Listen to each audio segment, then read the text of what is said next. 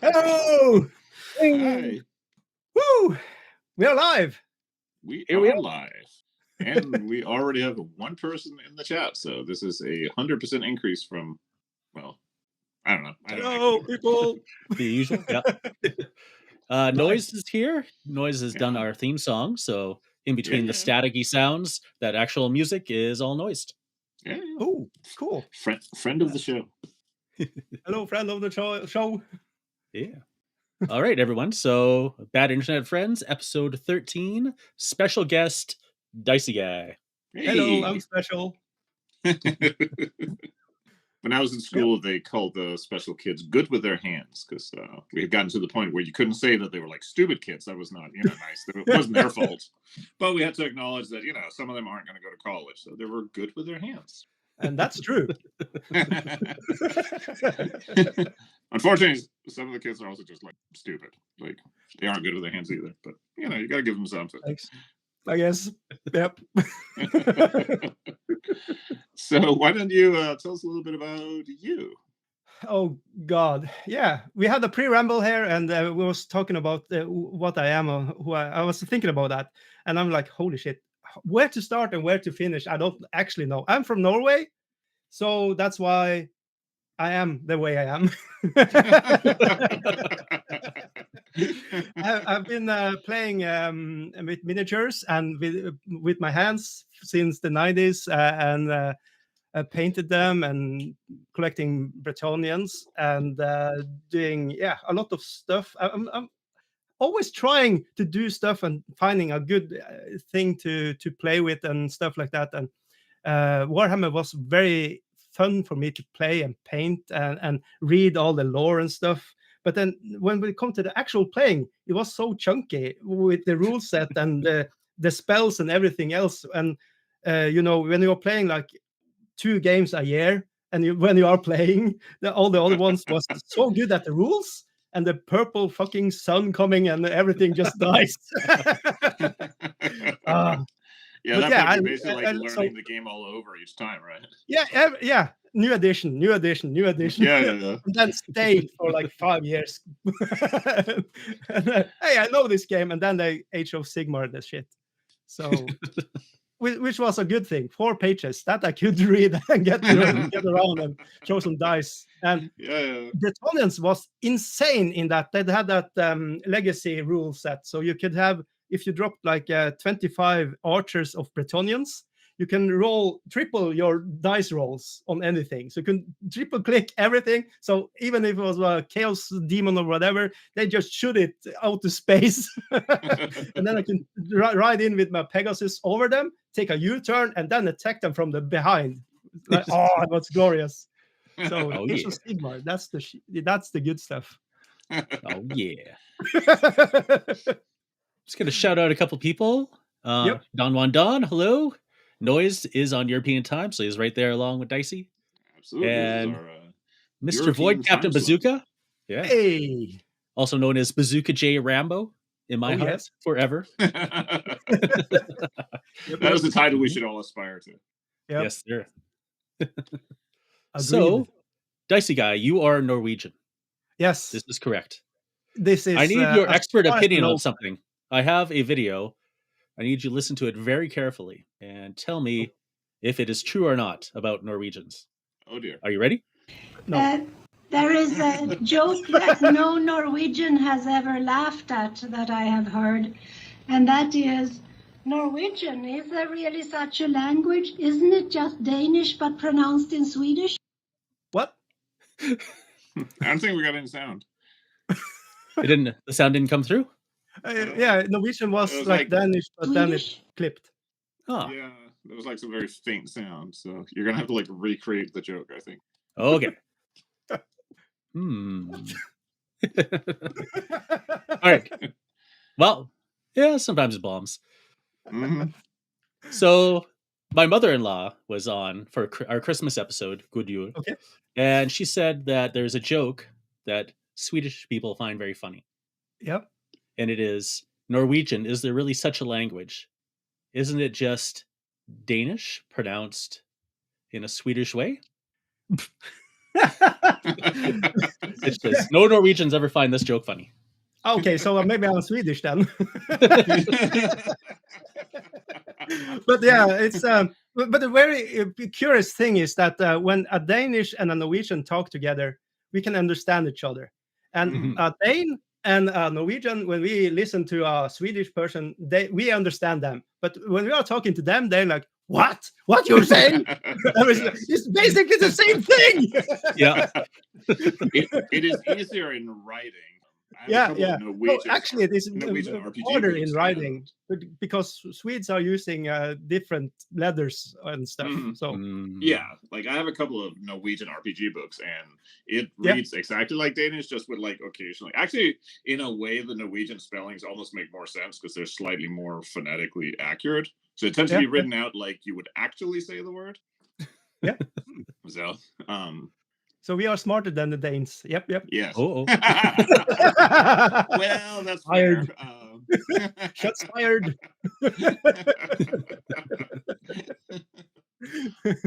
I did have you might know this because I actually have them on Amazon quick lunch, like the little Kit Kats. No, it's not. You pagan! Well, I live among Americans now, so I had to introduce it to something. So I gave one to my wife, and we were both like, "Oh, these are so good! Why are these so much better than American Kit Kat?" Yep. And then we looked at the packaging, and it turns out the calorie count is double for the same amount. So I was like, "Okay, that's why it's good." It's all fat and sugar. The first commercials of quick lunch back in the 50s was like, you don't have to pack your. We used to have our lunch package with bread and stuff on it. You don't have to get that anymore. You can just buy quick lunch, and it will be a quick lunch because it's like 5 breads or something in calories. So every Easter we go skiing here, and it's snowing and sun and stuff, and you put your quick lunch in your Japanese Gap and having a good time. Yeah. And it actually has inside it has the mountain rules and how to survive if you are lost on the mountains. It's very good. Okay. Before we had like the 10 commandments, but now you have 9. They have cut one off. It used to say ask mountain men, but it's like, no, you don't ask the mountain men where and tell them where you are and stuff. You just go be quiet about it. Don't tell the madman. Yeah. See, for Danes, we need advice for that because we don't have any mountains, so we just get confused. And I know you have like a little, I don't know. Yeah, we got like a little hill, which we called the Himmelbjerg, the sky mountain, because that's the biggest thing we'd ever seen. Was like there is nothing that could get any bigger than this. We're gonna call it the sky mountain. Okay, so I think it's like where I live in, it's coming off of the prairies, it goes into the mountains, so we call it the foothills. So you start seeing like level, so you get off the flatlands where you can see forever. And then in the distance maybe you can see the mountains, but for now you're just like going up and down. Yeah, because in the north we have like parts in northern Norway where we have like the mountains, like in Tromsø, and longer south you have Bergen and stuff like that. There we have a lot of hills. So the girls there have very fine, firm asses. But then you have like in Finnmark, you have just the plateau, so they are more flat. So they are distinct the way they are looking. Anyways, okay. The more you know, I guess. Mr. Rolando Rattus, formerly known as Dave Dog, is also here. Hello. He says, "What's this? I watched Three Amigos years ago with Chevy Chase, Steve Martin, and Martin Short. I'm not sure I fancy seeing it again." It's very question as always. Who is who then? I think I am Martin Short. I'm very short. Okay, yeah. I think Dave is more the Chevy Chase type. I think that fits your vibe. So, which means unfortunately I get to be Steve Martin, but he did okay for himself. Yeah, I think he's cool. Probably had the best movies out of all of them. Yeah, that's probably true, actually.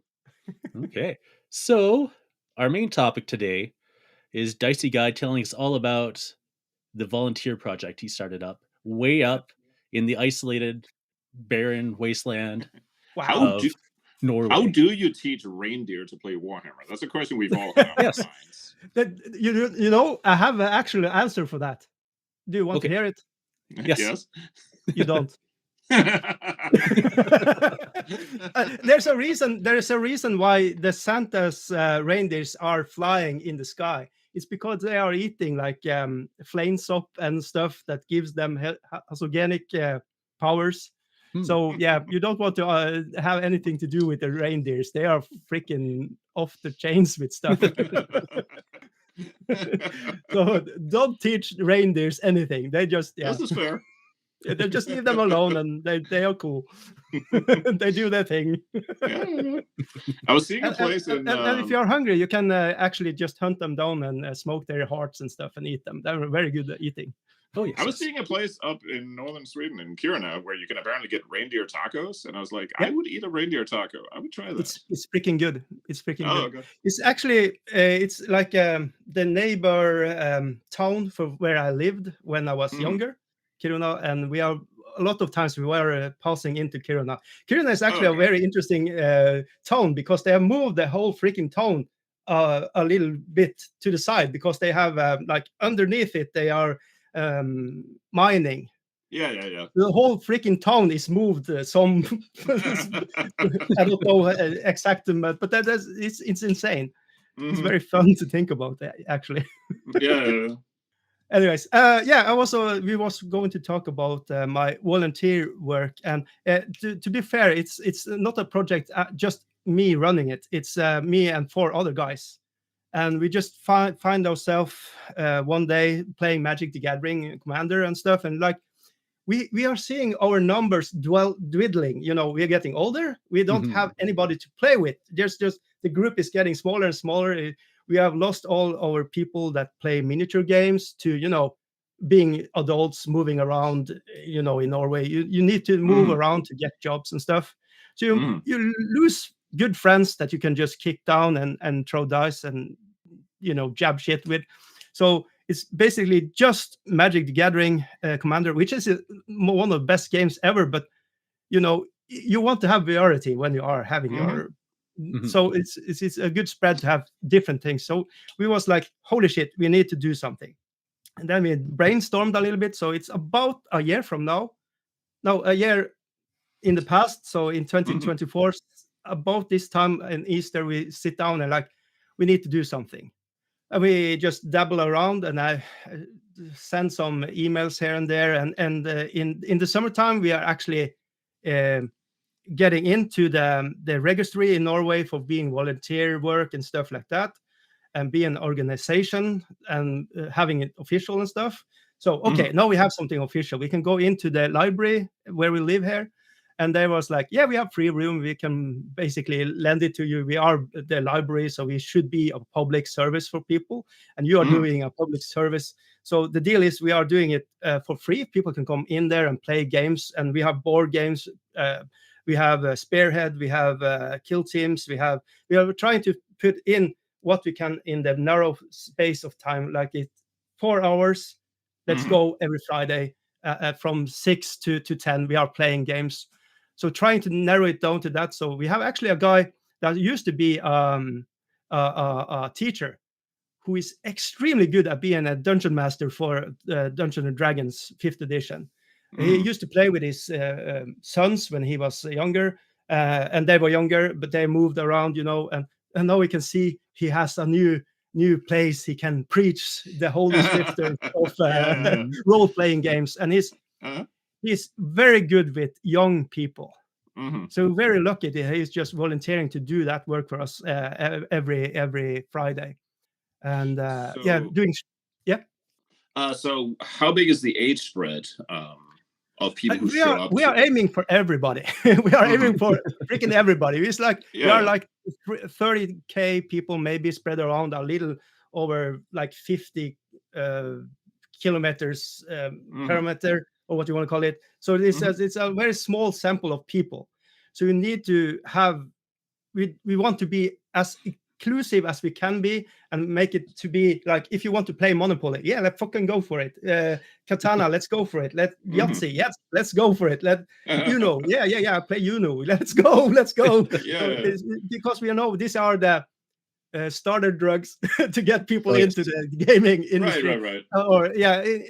Just there are so many games we want people to play, and like Settlers of Katana is actually a very, very nice game to play, and you can actually get in like 2 games in 4 hours if you are like knowing the rules and stuff like that, and the results from the one game to the other is so different. It's so fun when you are mixing people or mixing different boards and stuff. So it's very interesting to see, but we have like, when we are thinking about people that are 12 years or younger, we are saying as a parent, please be with them, because it's we are, to them we are like you don't know me, I'm an adult 45 years old with looking like I'm looking and stuff like that, and so you want to have the parents there so they can be safe, so they can feel like they can you do their stuff and actually play with the parents.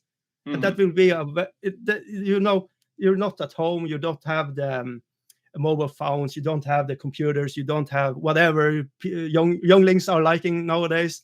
And it's fine that, but this 4 hours is more analog. It's for like throwing dice, for reading rules, to having a blast, being a character if you're playing Dungeons and Dragons, or it's so fun, and it's very interesting to see. We have approx 32 people in every Friday now. Oh wow! And that's actually a very good number for us, because I was thinking and calculating in my head and trying to figure out a number when we start trying to pitch it to the library, and I said, maybe on a good day we are going to have 10 people in. Right. And I was calculating us 4 and maybe some coming in and playing with us. And it's so like, how many of them were people who were brought in by some, like, I go and I have a good time, so I tell my friend, and next time they come in? And how many of them were people who like heard about it online or saw? I don't know. I really, it's one of the things I really wish I could have a good data sample of, or having.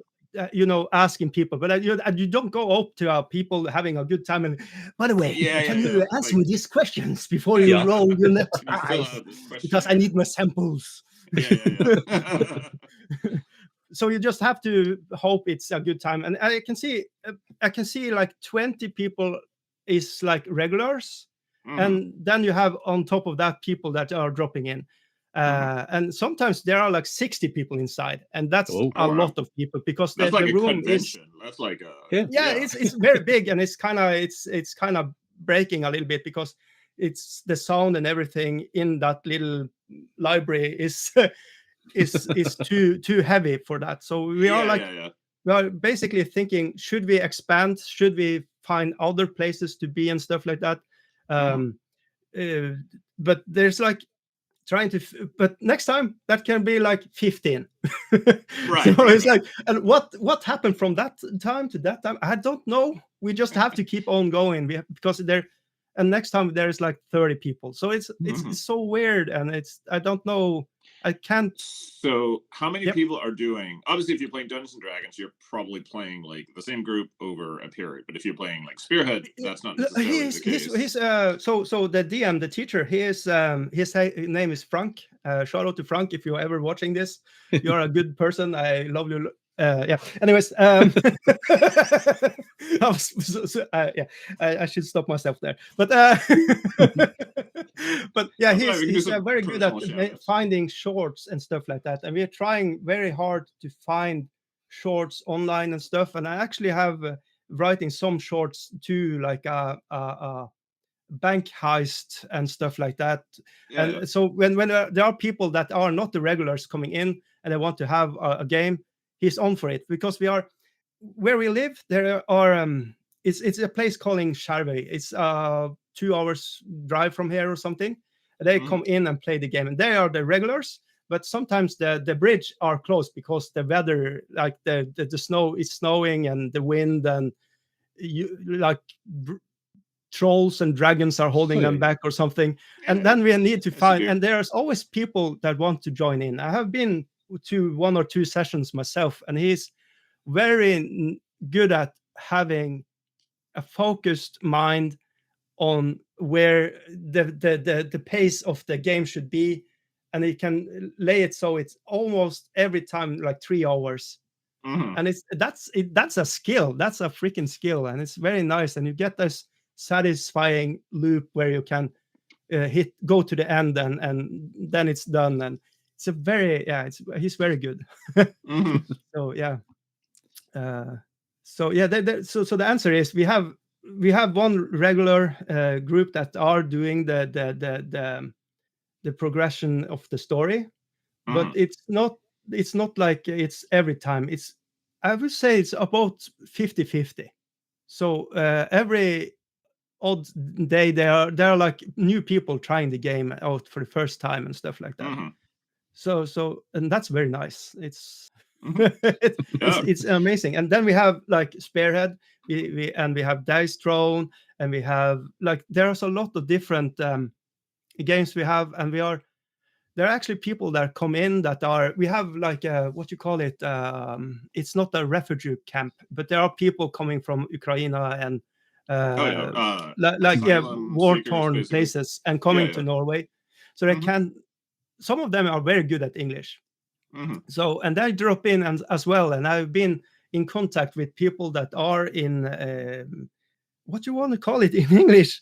Well, that place where they are staying. And this is for everybody. You are welcome to come and join in and play with us too. We actually want that. And sometimes there are like 10 people there that are from all different places in the world. And they sit there and play Uno or Monopoly, and that's okay. And some of them are actually joining us and want to try out. I've been playing Magic the Gathering when I was a little bit younger. Can I try one of the commander decks? And I'm like, hey, let's take 2 of my decks for all I can. Let's do this. So it's like trying to unify people and trying to figure out, but not pushing everybody into something. That's well, that's one of the magic things about gaming, because it's one of the few things that really can cut across like cultures and social groups and everything else. You know, you can, I've been in like RPG groups that have like, you know, one person who's a highly paid professional and the next person sitting next to them is like a gutter punk that plays in a band on alternate Fridays and smokes weed, and they're in the same game and, you know, bouncing off each other and having a good time. And normally you would never like, people don't tend to, like, social structures are kind of a little bit less prominent when you are playing the games. You are more relating as a person to another person. So my because the game or gives my you like I was gonna say the game gives you kind of like a shared space, like connect to each other. Like what matters is what we're doing here in the game, and a clear rule set. This is the social contract. We are doing this, and we're trying to beat the game or each other or whatever. It's not about who is having the biggest whatever. I stopped in time there. So how do you find, because when you organize anything, you'll find pretty quickly there's kind of like a certain amount of momentum for things to start like working on their own, as opposed to like when most groups start, you have like 1 or 2 people who are like making everything happen, organizing everything, making everything go. And eventually over time, you get like more people who kind of come into that role. And you also get people just kind of like get what's going on, and they can kind of like set things up themselves. You know what I mean? How long did it take for that to kind of happen where like you felt like you didn't have to personally make everything happen? So it's like you have to, if you are starting this, like the approach we had is like, I don't care. I care, but I don't care. So I give everybody space to, if you bring your own game, that's okay. If you want to borrow this, that's okay. And we have like over 60 games total right now, and we have no space for more games to borrow out to people and stuff like that. But it's like just have this is a free space, and we have like the what you call it, the county is promoted again on their social stuff. And we have connection with the kiosk here that do promotions, and we are buying the board games from them, and they give the people. So the to be playing with us is free, but we also have a membership. So if you are a member, you will have like 10% on one online site. That's tabletopbattle.no. Bing! And also Storslett Mix. Bing! And you get 10% there if you are a member, and I think that's a good kickback if you are looking into buying, good stuff for your like Christmas and stuff like that. 10% is huge. I got a question. Well, first of all, just remember to send me the links after the show, and I'll put them in the show notes. B, shout out to Hambutt. Do you have any advice on fighting the space cops? Space cops? Yeah, space cops. I like regular cops, but they're up there. Yeah, in space. They're up in space. Yeah. They're always busting into people's business. Yeah, terrible. And thirdly, relevant to the topic is, okay, so like say I walk into there and I feel lost and alone and I'm looking around. Do you have first of all, I'm going to jump up and give you a hug or something. So okay, nice. So you should expect hugs, but is there like a lot of guidance that has to be done? That's right. Sorry. Like, or do you find that people typically will sort themselves out as soon as they enter the space? Yeah, so we are 5 guys that are like we are the board of the volunteer organization. So there are at least 2 or 3 of us there all the time. Every time there is a event. So we are trying to be, one of us is trying to be closer to the door. So when people are coming in, we are saying, hello, welcome. And if they are looking a little lost or something, we are just asking them just straight out if you just want to look or you want to game, or you're free to look and everything. So we're trying to be welcoming, but not like a salesperson, like jumping at you and here is our new goods, buy it. So it's not like there's no recipe for it. So lots of time we are sitting and playing games, we too like, and are very engaged in the game, and people are jumping in and out of where we are and stuff. So, but it's trying to be, because we have the what you call it, we are supposed to make having the library look clean when the game is done. So we have to be like following people a little bit, but there's like they're just, in my experience, they're just all the people that are joining in there is just good guys and girls and everything between, I guess. So I think people, because libraries have always been like a big thing in Scandinavia, I think, and I think most people kind of understand like how to behave and conduct yourself at a library. There's like an atmosphere to it that's kind of different from if you're meeting like a store or something, where it's like every place has its own like expectations, vibe. Yeah. Like, so maybe that like helps people. I was going to ask a question actually, because when you get people together, you are also going to get people who don't necessarily get along. So how do you kind of like manage things and push things along, or how much do you need to like baby people? Yeah, as I said, the age groups play a role here. So when you see the younger people, like the 15, 16 years old, and girls, when they are grouping, and they are kind of making their own thing, and they are excluding some people and stuff like that. I see that more in other places. I see a more like we are just, the barriers are a little bit down. We are not that. There's a different vibe when you are coming into the place. It's like you're here to play the game and having a good time. You're not here to make your own social claims or be better than the others. In the game, yes, but not in like. It feels like it's like I don't know.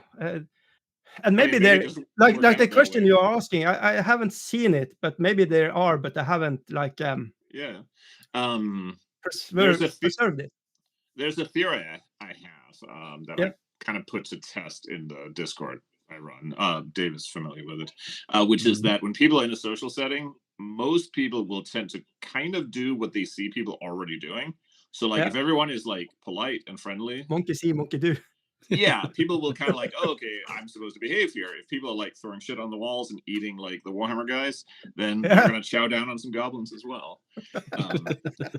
So I think if you kind of have a vibe where it's kind of chill and friendly and casual, then you're gonna get people coming in who are gonna copy that and kind of like, okay, because most people have like a range, right? You can be kind of rowdy, you can be kind of chill or whatever. Yeah. But, so people will kind of adjust it a little bit. That's my theory anyway. Just roll that back a little bit. I have actually had people in like 12, 13 years olds, maybe a little younger, that had to say, this is not the gym. It's not like you're not doing sports there. Go outside and chill. Be out in the 20 minus degrees Celsius and freeze a little bit. And then you can come inside again. And it'll make you appreciate sitting in here on the chair. Yeah. So so the age has some impact, but I see when it comes when you are about 17 or some over that age, you are like more seeing, you are kind of absorbing the vibes a little bit. So kind of the young adults to the adults are behaving like they are just cool people, and we are trying to very much be alternative to like the sports scene and stuff like that, and music and culture. So especially in Norway, you are very focused on stuff like football or skiing or handball and stuff like that, and there's just a very small arena for people that have other interests than that. So I really are hoping to nurse that space and make a space where young people also can feel they can be doing their thing, and that's what we are trying to get moving. But it's always like a back and forth and trying to figure out stuff, and like there's like no clear data sheets you can go in and read about all the persons in Nordreisa where I live, and like, oh, you like that, okay, I need to contact you about this. So there's a lot of back and forth and figuring out stuff. And but yeah, I've been there's a little bit thing. I don't know if you have heard about it, Warhammer Alliance. So that's a thing where you can write into Warhammer and ask them for actually like schooling kits of miniatures and painting and stuff like that, and having like a course where you are progressing with making miniatures, painting them, building them, reading books, and then after a time playing the games. And for some reason they said, yeah, you guys are legit. So now we have to so now two of us in the board have to be like teachers and teach painting and stuff. So I'm very curious about first of all, how many kits are we getting?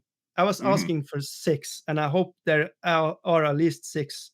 If we are going to buy that ourselves, we would, we don't have that kind of money. But I feel like that could be a very good starting point. And I think the best space for that is going to be when the school are starting again after summer. Yes. And also giving us time to read through that. There's like a how-to on this, and it's actually a kind of a course or a school or what you want to call it. There is a progression, and if you do all the things, you can you get you got your own backpack, you can have your minis in and stuff like that. So there's a lot of cool like this, almost like you are in the what you call it speideren in English. It's Boy Scouts. Boy Scouts. that word. So there is very much in the same vibe as Boy Scouts, where you are doing a little stuff, and when you do all the progression and you tick all the boxes, you win stuff and you get your marks and you get cool coins and stuff like that. I got a quick question for you, if I may. First we should say hi to Mickey Janver. Hey Mickey. Longtime fan of Dicey Guy. And I didn't quite catch it. Is the Warhammer Alliance free because you're an organization, or are you still purchasing it? It's free for people like the Boy Scouts or schools that do after school activities, and like youth clubs and stuff like that. And because we are a free volunteering organization and are doing work with young people, this is something we are like allowed to be a part of. And it's like I have written so many places for stuff, like trying to be something, find little cool stuff we can offer people. And for some reason they said, yeah, hey, because I read something about we are in the very north part of Norway, long past the Arctic cycles and stuff like that. And I actually have painted miniatures for like 30 years. So I can probably teach somebody how to brush up a miniature.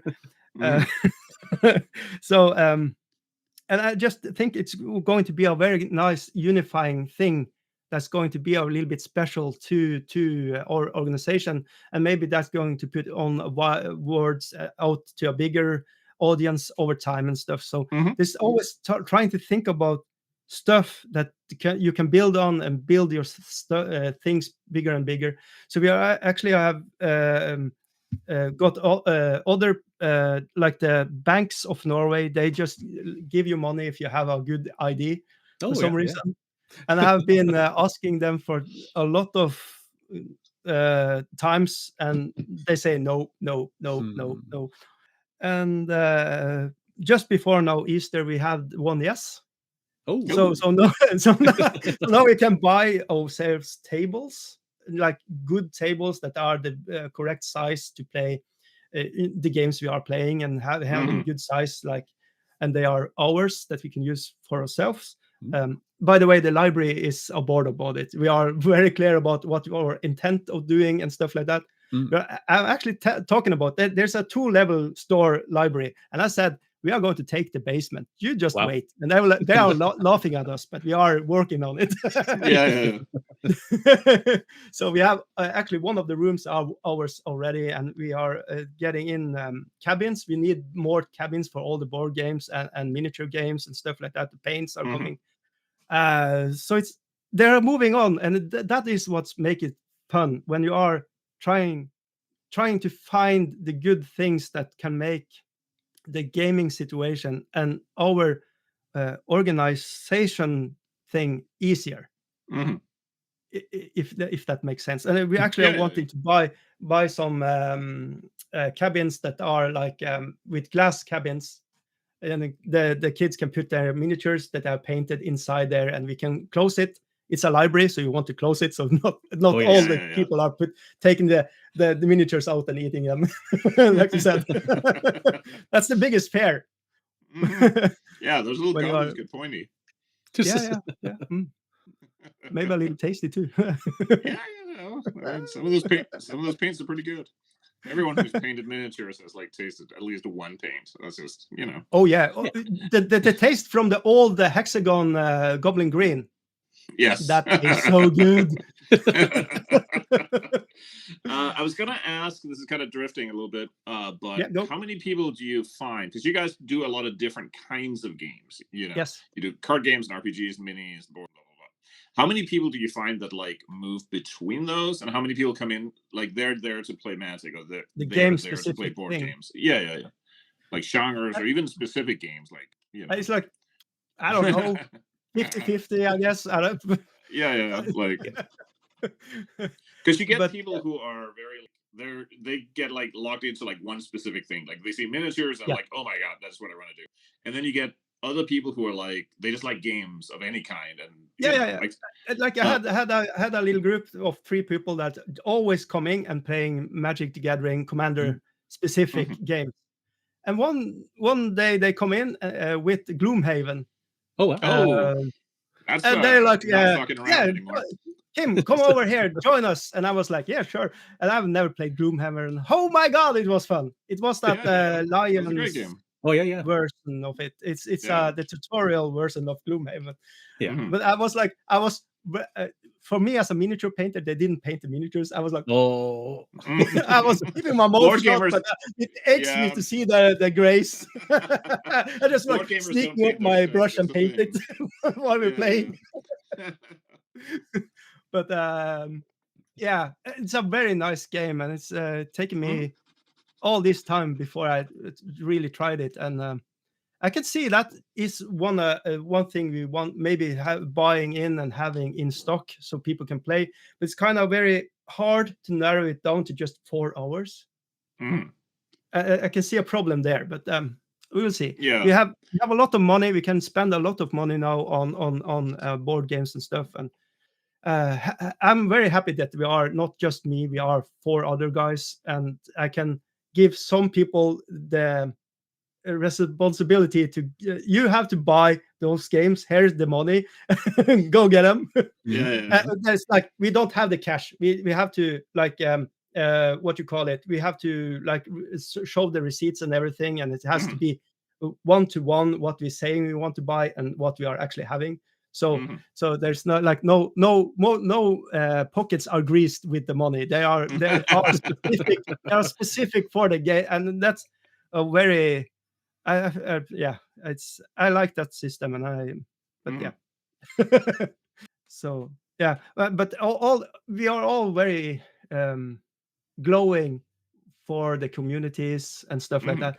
I feel like the community wording and stuff like that, I feel like it's watered out. People are like, they don't when you are talking about the building communities and building, I feel like it meant something different like 10 years ago, but I feel like if you're saying it now, it's just a buzzword for social medias. But we are actually trying to do it. Yeah, it's different because everything drifted online, so you almost have to like rebuild how people used to do it. Yeah.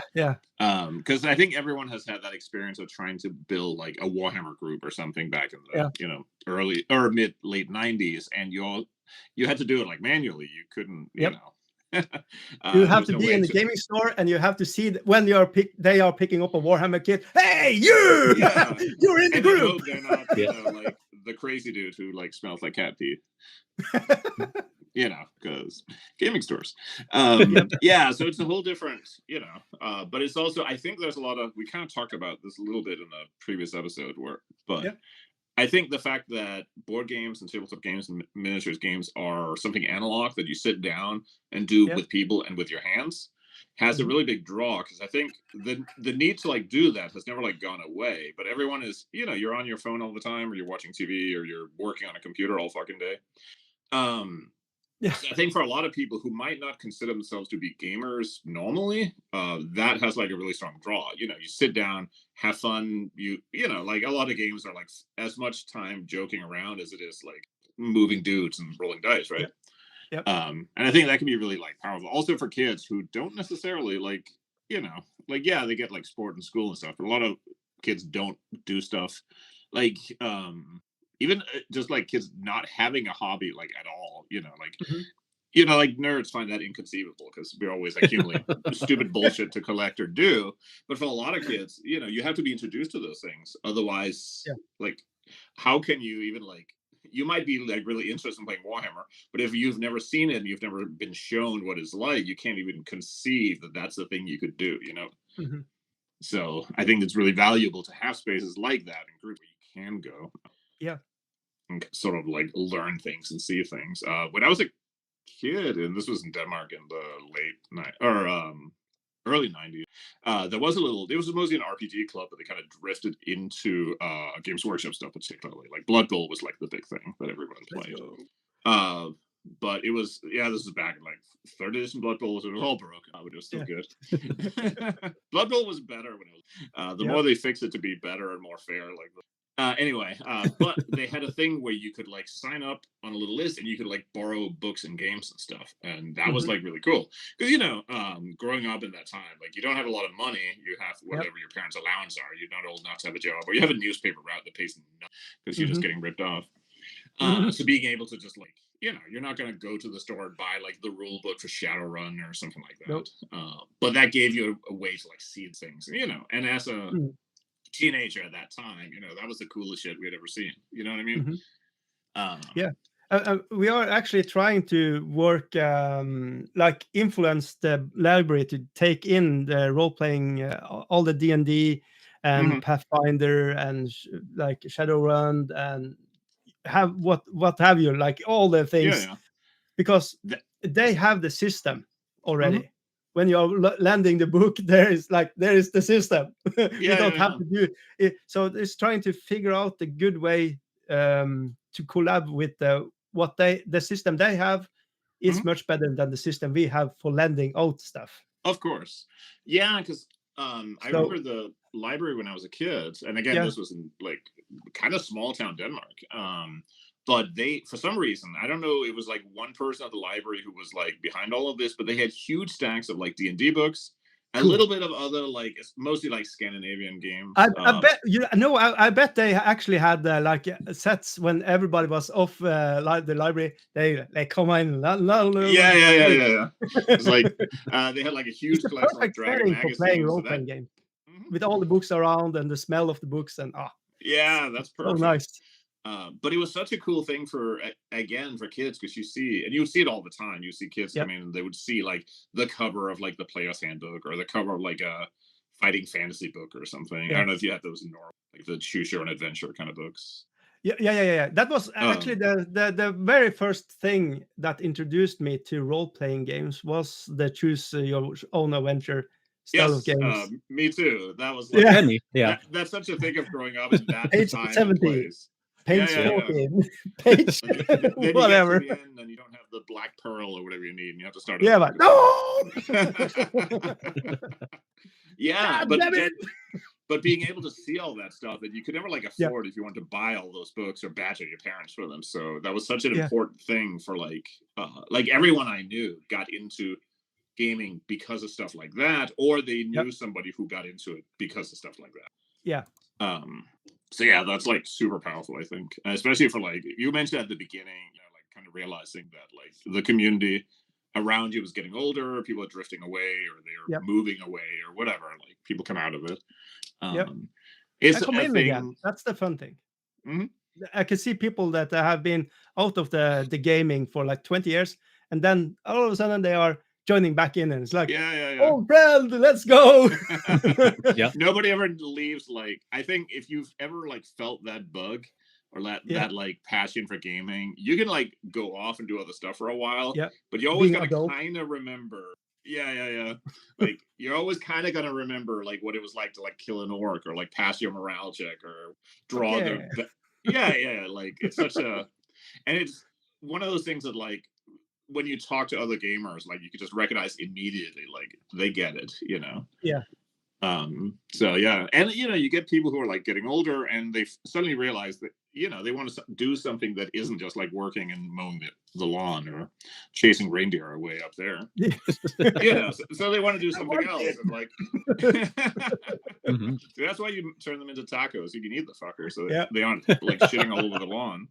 It's the Swedes, not us, but Yeah. See, to Danes, there's just Swedes, and then there's the other Swedes that used to belong to us. wow. That's all right. I've heard what you guys say in Danish language. I'm not Yeah. giving a shit. Powerful. If I may interject, Yes. I'm going to say hello to a few people who've dropped in. Funny Creature is asking Funny us, Creature. what about the Warboss Tay painting challenge? I have not read up on it. I know that my account's linked. So on whenever I do a video, it goes to Warboss Tay, his Discord. But actually haven't quite visited it in a little while. So I'm not sure what's going on with the painting challenge. He's like a machine. Like He is like a machine. The 2 years now, he's done like painting challenge. I know. It's like, holy shit, I don't have miniatures anymore. Yeah. Where is And then, it's a very amazing thing to join in and be a part of. So if you have definitely. the time and Well, the at least effort once. to do it, Yeah. do it. Yeah, we'll say hi to Tom Kennish, who is Psychic Hazard. Hey. He's very Tom. excited about an early episode. Lidanto, Hey. Jason misses libraries. There's I guess probably they're gone one. from America. Closed We have due to what? tariffs. Americans don't Oh read shit, books, that's so what nobody happened goes, to the like, country. Yeah. Nobody like goes read. Save the libraries. Save libraries. Even my like tiny little town, but it's like Yeah. it's mostly just like old ladies who go for romance novels, I think. Noise says that they were also about, I wonder how you say it in Italian, lupo solitario. I Which must think be that Solo sounds Adventures? perfect Italian. Yeah. But I also don't speak Italian, so there It may be sounded some. like a swear word or something. Yeah. You just said something terrible about or like, is cursing there us. any? Yeah. Yeah. Tom Kennish had a break. Everyone has a break. And you Yep. need that outlet to be able to jump back in. So Mhm. community building, especially organically like this, is very important.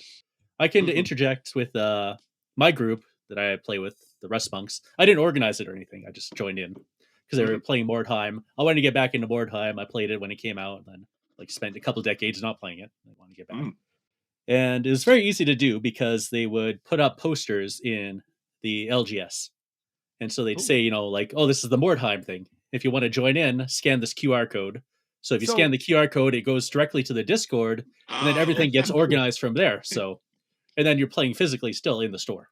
They made a tone crier. Is that what they call it more? Yeah, exactly. So in this case, they made a poster. so cool. And if they have other Yeah. events, they do another poster. They print them out, put the QR code. So it's a very nice way to, you go in there, you see something you like, you scan the code, goes to the Discord, then I'm you get stealing that organized. idea, by the Yeah. way. So Oh, absolutely. that's very, very nice. Yeah. So See- yeah. Do you have groups that are doing stuff like this? Yeah, where you but are? I live in a 1.6 million people city with like a ton of local game stores. Like there's a ton. They have to compete with Holy each shit. other. Yeah. Like basically, angry nerds will get tired of one and they'll go to another. So yeah, it's always a big competition. I usually game at the biggest one, which is it was like a 2-story warehouse. That's a Holy. game store, and yeah, What? so they are set up for gaming all the time. The gaming is always happening. Tonight, when I go to Mordheim, we'll be playing amongst, I don't know, like 50 people playing board games, and then there'll be The fuck? between 10 to 20 of us playing Mordheim. And then I think there's Oh my usually some God. RPers like tucked away in a corner somewhere. Yeah, There's that always is more players so somewhere weird. hiding. I the live in a town corners. of 1,800 people where the average age is 42. So there ain't nobody Ooh. gaming here. Uh-oh. However, Uh-oh. so the community is a friend of mine that comes up and my brother-in-law, who is currently learning to play miniatures games. Because he was nice. he had played role-playing games and he does model kits. So it was kind of like, okay, if we combine these Let's two join a little those bit. two. Yeah. So, and he's interested in like World War II and stuff. So that was kind of an easy. But yeah, so living rural is like a whole different challenge when it comes to like gaming. It is a big challenge. It is. Yeah. So luckily, my kid likes to play games, so Nice. I have a built-in opponent there. Although he is also being teenagers always have this thing where people always think that like symbol games are for young people, but that's not true at all. The symbol games are like for old people. The kids will like devour anything. We were playing some World War I board game, and I thought it was pretty good. I had a good time with it. We were talking after we had played, and he was like, "Well, for people like us, I think this is a little too simple." I was like, "Oh." So, Like the people like us, was he talking about you and him, or yes, the young? Okay, yeah. yeah. So, because he's a big, he's a history buff, and he's played, I like kind of complex games sometimes, so he's kind of learned, learned that, but yeah, so it's that is a motivation. That's a motivation faction for me too, because I have 3 kids, and the age span is from like 15 to 9. And one in between there. So trying to figure out how to introduce them into games and having a good setup and a safe place to be, like the library, I feel like is a very important thing for other kids too. I feel like we are building a thing here that should I just really hope we can like establish this as a thing, a fixed fixture in like where I live forever. That is the goal. Like this is something that's going to be standing here after I'm finished with it. Yeah, when I do like the Pope and smoke out.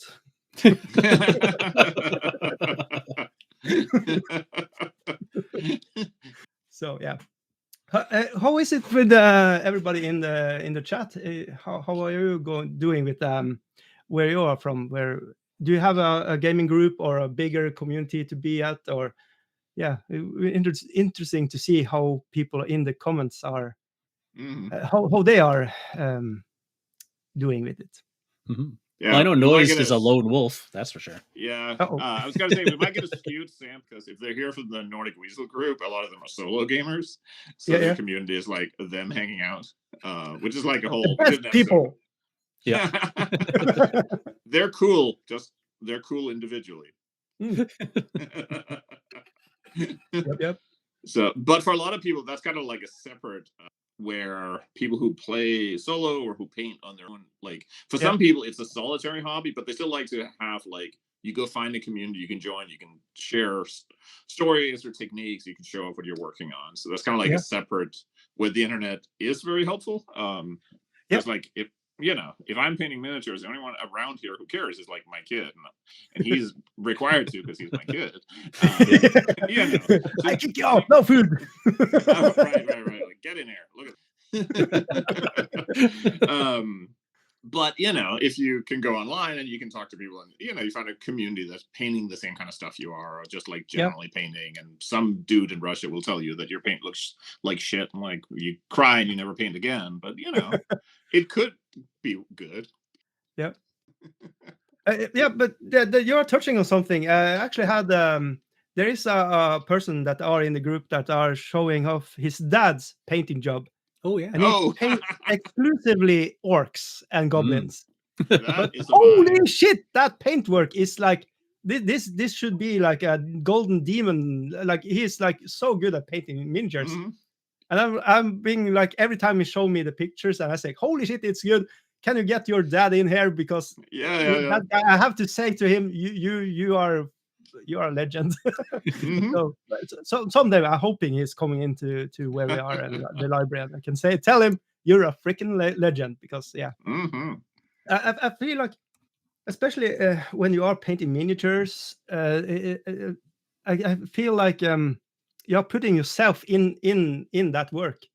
You're putting up your best work. Like sometimes you just paint the miniatures because you want them on the board and play the game, but sometimes you are putting up a lot of efforts, and it's very nice to get some good feedback, not just the Russian guy that tells you to fuck off. Yeah, I mean, it is art, right? Like you're creating something. It's always scary to like put yourself out there and say like, oh, I did this, because you've seen like 1,000 people on Instagram who can paint just like perfectly, so to come out,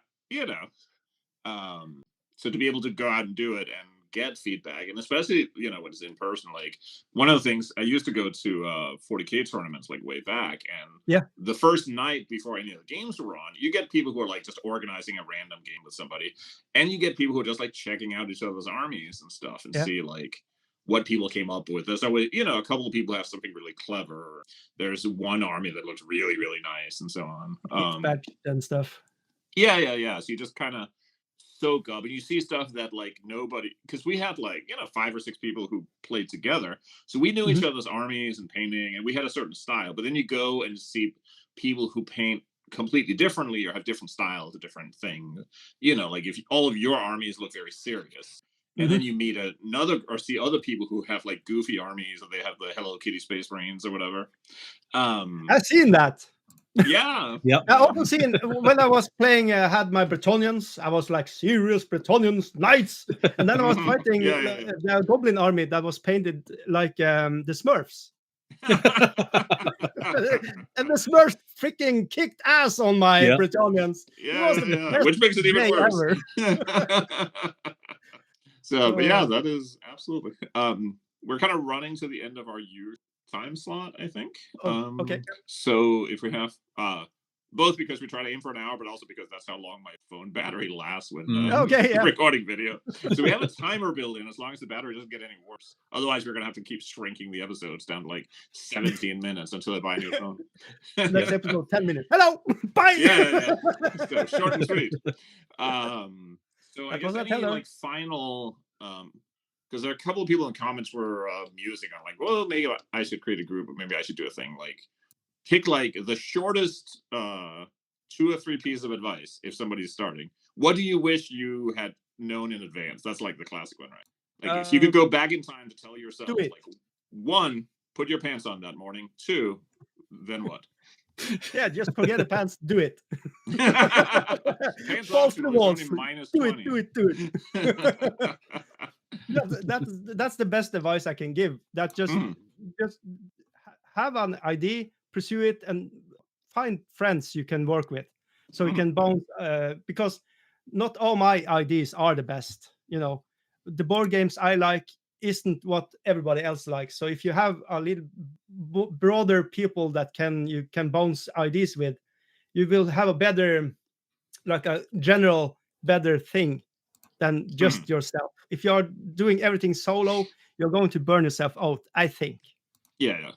So yeah, that's the best advice, and you have to have passion for it, because like we are doing it here, we are doing for nothing. we are writing into banks and to organizations and, please, sir, can I have $1? Yeah. And a lot of the times they say no. Yes.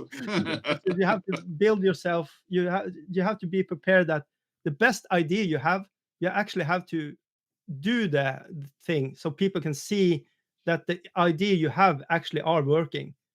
So you have to be consistent. So you have to find a time to do it. It's like when you are streaming and making episodes and stuff, you have to have a date and a day, and and build on that, and people will over time learn to come in and enjoy the content or the gaming community you are building up. So it's kind of the same as streaming or doing stuff like that. If you are just being consistent and the idea you feel are the best, you just have to pursue it, and the passion has to be in your heart.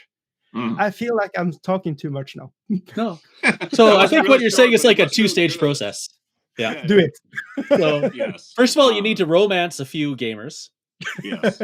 To build strong bonds, because it's dangerous to go alone. And if you just show up every time, like I'll always be at the game store at 1 p.m. playing my game by myself at the table, you look like a weirdo, so no one wants you. But if there's like 3 people or something, then you look cool. Light could be an issue, because then people see your face, and I was like, No, 3 people is perfect. And then once you get we need a dedicated group of people, then you have momentum. The reason you need at least 3 people is because then there's plausible deniability of who is the ugliest gamer in the group. Yeah. Wow. Because if it's 2, it's like, well, that dude is pretty handsome, so that means I'm the ugly one. Then you feel bad. But when there's 3, it's like, well, they're not both handsome, so I might slip in the middle. Like that, good point. Well, I think that about sums us up for the week. I think we had a pretty lively chat. We always do check in, and you're welcome to check in as well. We try to respond to everyone who posts, because a lot of people watch these after the fact, because we have both American and European audience, and you can't apparently. Wait, we should respond to the things too. Oh shit. Yeah. You can just post the same comment. Like, they don't all read it, so just say the same thing over and over. It's fine. I just type, I'm not sure about that, and reply that to everything. So it works for word email too. If it's important, you need to know, they'll clarify and follow up. Yep. It's like when you are putting stuff on Reddit. Just say that you are absolutely sure this is the way to do it, and somebody will tell you different and give you the correct answer.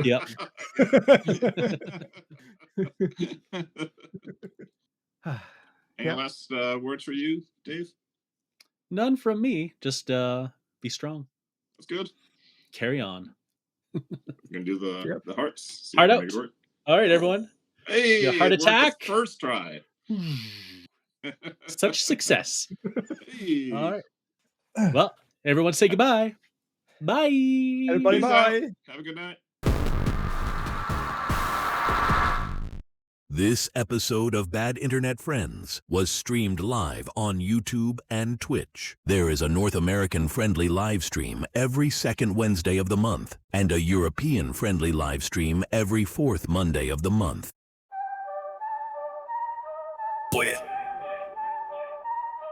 Yo, it's fearless, Swami, dicey, got a menace. Storslett streets cold, heart darker than Venice. Rolling with the crew in the midnight mist. North Pole flow with a South Bronx twist. A legend in the fjords, a myth in the storm. Came out the mountains where the shadows are born. Eyes like the tundra, mind cold as ice. He don't speak twice, just rolls the dice. Fearless Swami.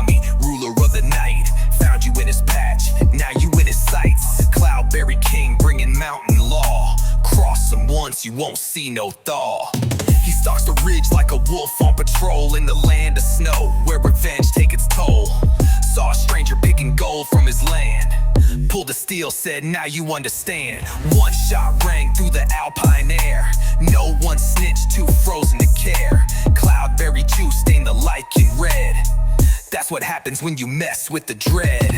Fearless Swami, legend never dies, haunts these hills with those ghost wolf eyes. Dicey got the wrath and the crew don't play. Cross the clan, get blown away. Wu-Tang in the soul, Viking in the vein, microphone slayer with that northern flame.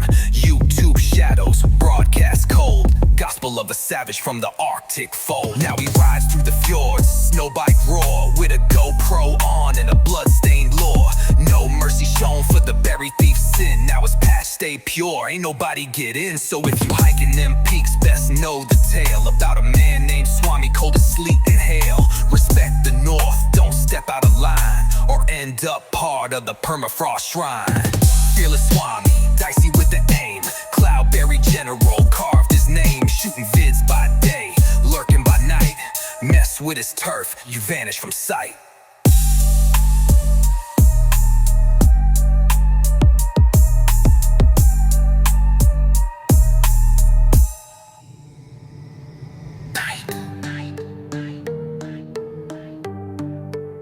You won't see no thaw. Yeah, he stalks the ridge like a wolf on patrol in the land of snow, where revenge take its toll. Take its toll. Stole.